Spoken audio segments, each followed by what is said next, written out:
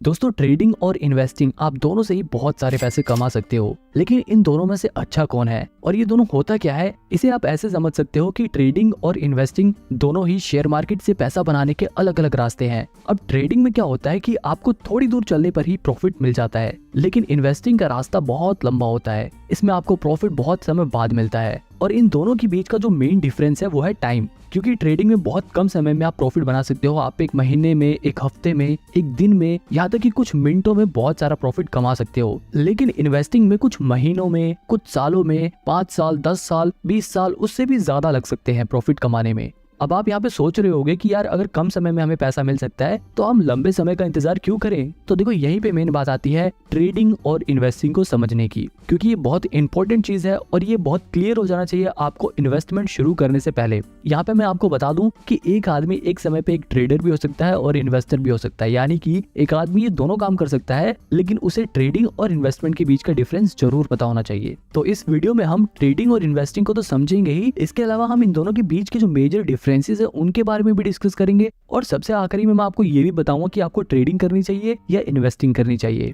अब देखो, सबसे पहले समझते हैं ट्रेडिंग और इन्वेस्टिंग के कॉन्सेप्ट को। इसे समझाने के लिए मैं आपको एक एग्जांपल देता हूँ। मान लो बाबूराव नाम का एक आदमी अपनी मोबाइल की दुकान खोलता है। उसकी दुकान बहुत बढ़िया चल रही थी। वो मार्केट से सस्ते दाम से मोबाइल लाता और अपनी दुकान पे बेचकर प्रॉफिट कमाता। उसका काम बढ़िया चल रहा था, लेकिन जब भी कुछ समय बाद उसकी दुकान के सामने एक और दुकान खुल जाती है तोतला सेठ की, और वो वही मोबाइल बाबूराव की दुकान से भी सस्ते दाम पर बेचने लग जाते हैं। मतलब कि बाबूराव जो फोन 10,000 में बेचते थे, वही फोन तोतला सेठ 9,000 में बेचने लगा। अब क्योंकि तोतला सेठ की दुकान पर मोबाइल सस्ते मिल रहे हैं, तो लोग बाबूराव की दुकान पर क्यों खरीदेंगे। अब क्योंकि भैया बाबूराव के पास कस्टमर तो आ नहीं रहे थे, इसलिए वो बस दिन भर टीवी पे न्यूज ही देखता रहता। सारे ग्राहक तोतला सेठ के पास जाने लगे थे। जब भी वो टीवी में न्यूज देखता है कि जिस ब्रांड का मोबाइल वो लोग बेचते हैं, वो मोबाइल चिप की शॉर्टेज की वजह से बनना बंद हो गए हैं। अब यहाँ पर बाबूराव के दिमाग में आइडिया आता है, क्योंकि मोबाइल की डिमांड तो लोगों में बहुत ज्यादा है, लेकिन मैन्युफैक्चरिंग ना होने की वजह से अब उसकी सप्लाई बंद हो जाएगी। अब यहाँ पर देखो, बाबूराव दो काम कर सकता है।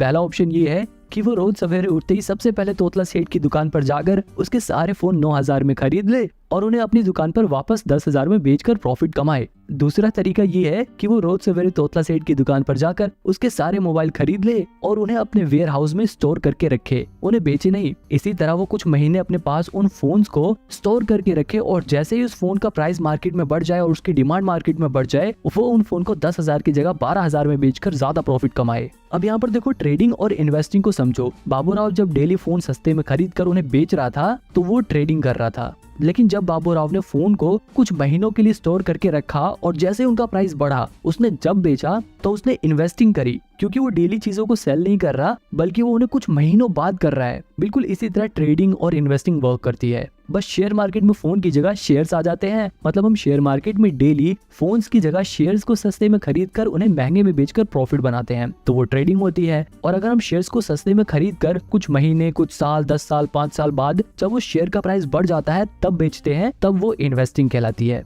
देखो, यहाँ दोनों के बीच का जो मेजर डिफरेंस है वो है टाइमिंग। आई होप अब आपको ट्रेडिंग और इन्वेस्टिंग का कॉन्सेप्ट समझ आ गया होगा। अगर नहीं आया तो आपको आगे जरूर आ जाएगा। अब देखो, इन्वेस्टिंग में क्या होता है, लोग अच्छी कंपनियों के शेयर ढूंढते हैं और जैसे ही उन्हें कोई ऐसी कंपनी मिलती है जो फ्यूचर में अच्छा खासा प्रॉफिट जनरेट करेगी, अच्छा परफॉर्म करेगी, वो उस कंपनी के ऊपर फंडामेंटल रिसर्च करते हैं और ये पता लगाते हैं कि क्या ये कंपनी इन्वेस्ट करने लायक है या नहीं। क्या इस कंपनी में अगर हम पैसे लगाएंगे तो बढ़ेंगे या नहीं बढ़ेंगे। अगर उन्हें उनके इन सवालों के जवाब मिल जाते हैं तो वो उस कंपनी में अपना पैसा लगा देते हैं और वो कंपनियां इन इन्वेस्टर्स के पैसों को लेकर अपने नए प्रोडक्ट लॉन्च करती हैं, अपने बिजनेस को और बड़ा करती हैं, नए एम्प्लॉइज को हायर करती हैं ताकि उनकी प्रोडक्शन बढ़ सके, ताकि वो लोग ज्यादा प्रोडक्ट्स को बना सके और ज्यादा चीजें बेचकर ज्यादा मुनाफा कमा सके। और जब उनको ज्यादा मुनाफा होता है तो वो अपने इन्वेस्टर को खुश करने के लिए उस मुनाफे में से थोड़ा थोड़ा हिस्सा दे देते हैं। इस छोटे छोटे हिस्से को ही डिविडेंड बोलते हैं, क्योंकि देखो, इन्वेस्टर जो होता है वो लॉन्ग टर्म के लिए इन्वेस्ट करता है, तो उसे आखिरी में जो रिवॉर्ड मिलता है वो तो मिलता ही है, लेकिन कंपनियां बीच बीच में थोड़ा थोड़ा डिविडेंड देकर, थोड़ा थोड़ा प्रॉफिट का हिस्सा देकर अपने इन्वेस्टर को खुश करती रहती हैं। मतलब एक इन्वेस्टर को लॉन्ग टर्म में तो बहुत ज्यादा प्रॉफिट होता ही है, लेकिन उसको बीच बीच में थोड़ा थोड़ा डिविडेंड भी मिलता रहता है, जो उसके लिए एक अर्निंग का काम करती है। और मैं आपको बता दूं कि ऐसे बहुत सारे इन्वेस्टर हैं जिनकी सिर्फ डिविडेंड की कमाई लाखों करोड़ों में होती है। वहीं दूसरी तरफ जो ट्रेडिंग होती है, उसमें जो ट्रेडर होते हैं उन्हें इस बात से कोई भी फर्क नहीं पड़ता कि कंपनी क्या काम करती है, कंपनी प्रॉफिट कमाती है या नहीं कमाती, कंपनी का मैनेजमेंट कैसा है। वो फंडामेंटल एनालिसिस पर ध्यान नहीं देते। एक ट्रेडर सबसे ज्यादा ध्यान देता है टेक्निकल एनालिसिस पे, वो चार्ट एनालिसिस पे ध्यान देता है, वो शेयर्स के प्राइस को ट्रैक करता है कि शेयर के प्राइस कब घट रहा है कब बढ़ रहा है, वो उसमें अपॉर्चुनिटीज ढूंढता है। मतलब एक ट्रेडर का काम ऐसा होता है कि वो रोज सवेरे उठते ही सबसे पहले मार्केट खुलते ही किसी भी एक कंपनी का शेयर उठा देगा और उसके प्राइस की मूवमेंट को ट्रैक करेगा। अगर उस ट्रेडर को टेक्निकल और चार्ट एनालिसिस करने के बाद ये लगता है कि शेयर का प्राइस बढ़ेगा तो वो उसे कम रेट पर खरीद लेगा और जैसे उस शेयर का प्राइस बढ़ेगा उसे बेचकर प्रॉफिट कमा लेगा। जबकि इन्वेस्टमेंट में क्या था, जो इन्वेस्टर था वो शेयर को सस्ते में खरीद कर उसे कई साल बाद बेचता है जब उसका प्राइस बढ़ जाता है। अब आपको ये समझ आ गया होगा कि एक ट्रेडर कैसे काम करता है और एक इन्वेस्टर काम कैसे करता है। अब देखो इनके बारे में मैं और डिटेल में नहीं जाऊंगा वरना वीडियो बहुत बड़ी हो जाएगी। अब सीधे हम डायरेक्ट इनके डिफरेंस के बीच में आते हैं, इन दोनों के बीच के अंतर के बारे में बात करते हैं। सबसे पहला डिफरेंस तो टाइम का ही था। ट्रेडिंग कम समय का प्रोसेस है और इन्वेस्टिंग लंबे समय का गेम है। इसके अलावा अगर रिस्क के हिसाब से देखा जाए तो ट्रेडिंग में बहुत ज्यादा रिस्क होता है जबकि इन्वेस्टिंग में रिस्क बहुत ही कम होता है।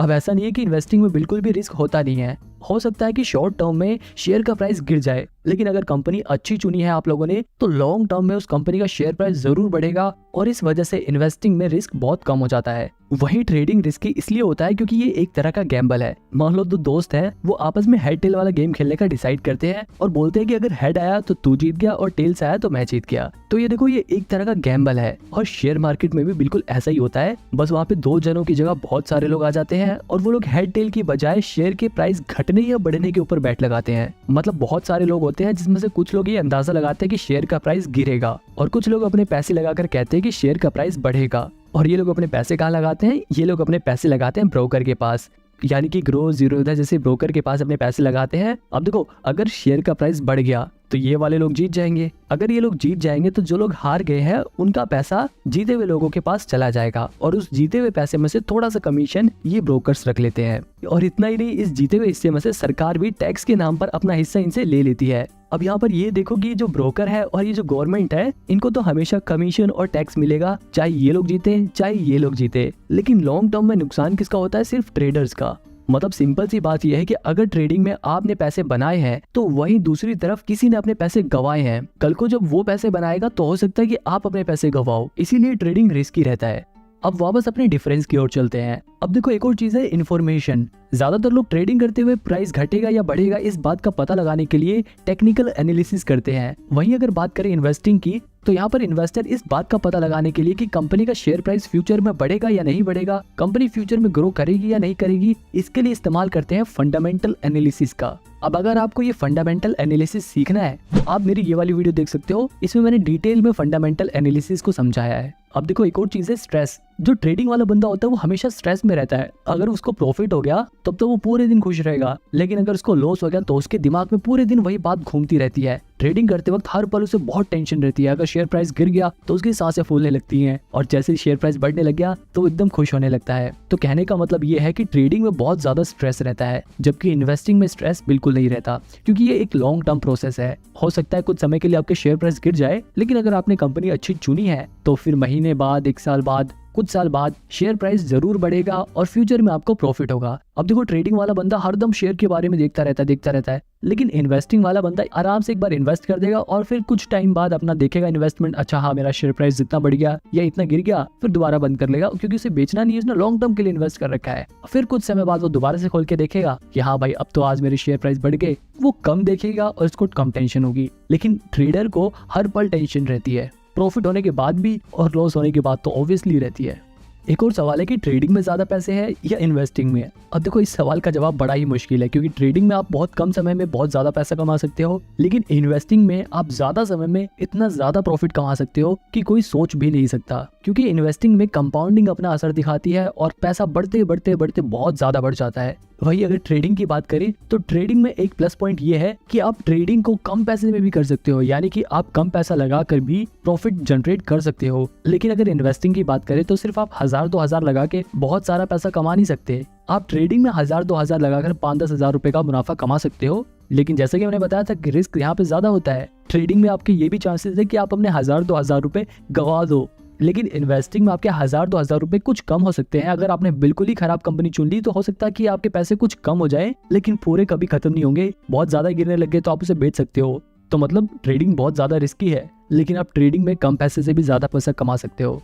बात करें एक्सपेंस की, अगर आप ट्रेडिंग करते हो तो आपको ज्यादा चार्जेस देने पड़ेंगे, लेकिन अगर आप इन्वेस्टिंग करते हो, आप डिलीवरी में शेयर्स को खरीदते हो, तो आपको ब्रोकरेज कम देना पड़ेगा, यानी कि कम चार्जेस देने पड़ेंगे। जैसे कि मैंने आपको ऊपर वाले एग्जांपल में बताया था कि लोग ट्रेडिंग में बहुत सारी ट्रांजैक्शन करते हैं, इसलिए उनके ऊपर चार्जेस लगकर बहुत ज्यादा चार्जेस हो जाते हैं। लेकिन इन्वेस्टिंग में लोग एक बार शेयर खरीद लेते हैं तो उसे कई सालों बाद बेचते हैं, इसलिए उसके ऊपर चार्जेस बहुत कम लगते हैं। अगर लर्निंग की बात करें कि आप लोग ट्रेडिंग जल्दी सीख सकते हो या इन्वेस्टिंग जल्दी सीख सकते हो, अब देखो ये दोनों ही बड़ी कॉम्प्लेक्स चीजें हैं, पर मेरा ऐसा मानना है कि इन्वेस्टिंग सीखना ज्यादा आसान है एज कम्पेयर टू ट्रेडिंग, क्योंकि ट्रेडिंग बहुत ही रिस्की है। ट्रेडिंग में जो प्रोफेशनल लोग होते हैं सिर्फ वही पैसा बना पाते हैं, और जो नए लोग होते हैं वो उनमें से 90% लोग अपना 90% पैसा 90 दिनों के अंदर ही गवा देते हैं। अब अगर ब्रोकरेज चार्जेस की बात करें तो चाहे ट्रेडिंग हो या इन्वेस्टिंग हो, दोनों में ही जो ब्रोकरेज चार्जेस होते हैं वो हर ब्रोकर अपने हिसाब से अलग अलग चार्ज करता है। अगर बात करें ट्रेडिंग की तो यहाँ पर ब्रोकरेज चार्जेस 0.03% से लेकर मैक्सिमम 20 रुपीज पर ट्रांजैक्शन होता है ज्यादातर ब्रोकर्स का। इसके अलावा एम स्टॉक जैसे कुछ ब्रोकर तो ऐसे भी हैं जिनके पास 1000 रुपए से लेकर 2000 रुपए तक का प्लान होता है, जिन्हें खरीदने पर आपका लाइफ टाइम ब्रोकरेज चार्जेस नहीं लगेगा। लेकिन यहाँ पर ध्यान देने वाली बात यह है कि सिर्फ ब्रोकरेज चार्जेस नहीं लगेगा। इसी तरह अगर आप इन्वेस्टमेंट करते हो यानी कि डिलीवरी में शेयर्स को खरीदते हो, तो वहां पर भी जो ब्रोकरेज चार्जेस होता है वो 0.003% से लेकर 20 रुपीज मैक्सिमम पर ट्रांजैक्शन होता है। हालांकि डिलीवरी में भी जीरो था, जैसे कुछ ब्रोकर ऐसे हैं जो 1 भी रुपए ब्रोकरेज चार्जेस नहीं लेते, लेकिन इन ब्रोकर्स के पास आपको लगभग 300-350 रुपए अकाउंट मेंटेनेंस चार्जेस देने होते हैं हर साल। ये सब तो ब्रोकरेज चार्जेस थे जो ब्रोकर्स चार्ज करते हैं, लेकिन इसके अलावा गवर्नमेंट भी प्रॉफिट में से अपना टैक्स डिडक्ट करती है। अगर बात करें सिर्फ ट्रेडिंग की तो ट्रेडिंग पे जो प्रॉफिट होता है उस पर लगभग 28% टैक्स देना पड़ता है। वहीं अगर बात करें इन्वेस्टमेंट की, यानी कि अगर हमें लॉन्ग टर्म कैपिटल गेन होता है तो उस पर हमें 20% टैक्स देना पड़ता है। आप में से कुछ लोगों के दिमाग में डाउट होगा कि हम ट्रेडिंग या फिर इन्वेस्टमेंट कम से कम कितने रुपए से स्टार्ट कर सकते हैं। तो देखो, आप मिनिमम 100 रुपए से ट्रेडिंग और इन्वेस्टमेंट दोनों ही स्टार्ट कर सकते हो। ट्रेडिंग में आप अपना पैसा फ्यूचर एंड ऑप्शंस में लगा सकते हो, इंट्राडे ट्रेडिंग में लगा सकते हो। इन्वेस्टिंग में आप डायरेक्ट कंपनी के शेयर्स में अपना पैसा लगा सकते हो या फिर म्यूचुअल फंड के जरिए इन्वेस्ट कर सकते हो। अब देखो, यहाँ पर एक और चीज तो ध्यान देने वाली है, अगर आप ट्रेडिंग करना चाहते हो, अगर आप फ्यूचर एंड ऑप्शंस में इन्वेस्ट करना चाहते हो, तो इसके लिए आपके पास इनकम स्टेटमेंट होना जरूरी है। जबकि ट्रेडिंग में आपको इनकम स्टेटमेंट की कोई जरूरत नहीं होती, बस आप अपना डीमेट अकाउंट खुलवाओ और इन्वेस्ट करना स्टार्ट कर दो। ट्रेडिंग और इन्वेस्टिंग की बात यहीं पर खत्म करते हैं और मेन सवाल का जवाब जानते हैं कि आखिर आपको क्या करना चाहिए, आपको ट्रेडिंग करनी चाहिए या इन्वेस्टिंग करना चाहिए। अब देखो, आपको मैं यहाँ पे बिल्कुल साफ साफ बता दूं, अगर आप अभी बिल्कुल नए नए शेयर मार्केट के बारे में सीख रहे हो तब तो बिल्कुल भी ट्रेडिंग की तरफ मत जाना। कभी आप ऐसा सोचो कि आप 1000-2000 रुपए लगा कर उसे 5-10 हजार रुपए बना लोगे और फिर 5-10 हजार को 1 लाख करोगे और फिर 1 लाख को 1 करोड़, ऐसे करके आप बहुत सारे पैसे कमा लोगे। ऐसा नहीं होता। अगर आप बिल्कुल नए नए शेयर मार्केट में आए हो, पहली बारी बेशक आप कुछ पैसे बना लो, लेकिन उसके बाद आप अपने पैसे जरूर गवाओगे और वहीं पर आप डीमोटिवेट हो जाओगे। तो इसलिए पहले शेयर मार्केट्स के बेसिक्स को सीखो। इन्वेस्टिंग के जरिए आप डिलीवरी में शेयर्स को खरीदो, उनकी मूवमेंट को ट्रैक करो। आपको धीरे धीरे जब एक्सपीरियंस होने लगेगा, आपको धीरे धीरे जब ये पता लगने लग जाएगा कि शेयर मार्केट कैसे वर्क करता है, तब आप धीरे धीरे अपना ट्रेडिंग में कदम रख सकते हो। लेकिन एकदम से ही ट्रेडिंग मत करने लग जाना। यहाँ पर आप ये ध्यान रखना कि जब आप ट्रेडिंग सीख रहे हो तो उस समय ज्यादा पैसे नहीं लगाने आपको ट्रेडिंग में, आपको कम पैसे से शुरुआत करनी है और जैसे जैसे आपका एक्सपीरियंस बढ़े वैसे वैसे आप अपने पैसे बढ़ा सकते हो। यहाँ पर एक और बात ध्यान देने वाली है कि शुरुआत में जब आप ट्रेडिंग सीख रहे हो तो ऐसा ब्रोकर चुनना जिसका यूजर इंटरफेस आसान हो और वहां पर अकाउंट मेंटेनेंस चार्जेस या फिर प्लेटफॉर्म चार्जेस ना लगे, और जिनके ऐप का यूजर इंटरफेस इतना बढ़िया हो कि आप जब भी ट्रेडिंग या इन्वेस्टिंग करो तो आपकी साइट क्रैश ना हो जाए और आपके पैसे ना अटक जाए। आप इसके लिए शुरुआत में एंजल वन जैसे ब्रोकर के जरिए ट्रेडिंग करना स्टार्ट कर सकते हो, और अगर आपके पास थोड़े पैसे आ जाए तो आप जीरोधा, एंजल वन, अपस्टॉक में से किसी में भी डीमेट अकाउंट खोल के ट्रेडिंग स्टार्ट कर सकते हो। लेकिन मैं आपको फिर भी सजेस्ट करूंगा कि आप ट्रेडिंग जब ही करना जब आप खुद के पैसे कमाने लग जाओ और अपने पैसे गंवाने का रिस्क ले सको, क्योंकि बहुत सारे ऐसे लोग हैं जिन्होंने अपना पैसा गंवाया भी है। लेकिन आपको हमेशा पॉजिटिव साइड सोच के चलनी है। चाहे आप इन्वेस्टिंग करो चाहे ट्रेडिंग करो, आपको यकीन रखना है कि हाँ, मैं प्रॉफिट अर्न कर सकता हूँ। और अगर आप एक सैलरीड पर्सन, आप हर महीने कमाते हो, आपका मेन मकसद सिर्फ अपने पैसों को भविष्य में सिर्फ बढ़ाना है, तो ऐसे लोग सिर्फ इन्वेस्टिंग कर सकते हैं। वो लोग म्यूचुअल फंड में अपने पैसे लगा सकते हैं, उन्हें ट्रेडिंग करने की कोई भी जरूरत नहीं है। अब इन सभी ब्रोकर के बारे में डिटेल में जानने के लिए आप मेरी ये वाली वीडियो देख सकते हो।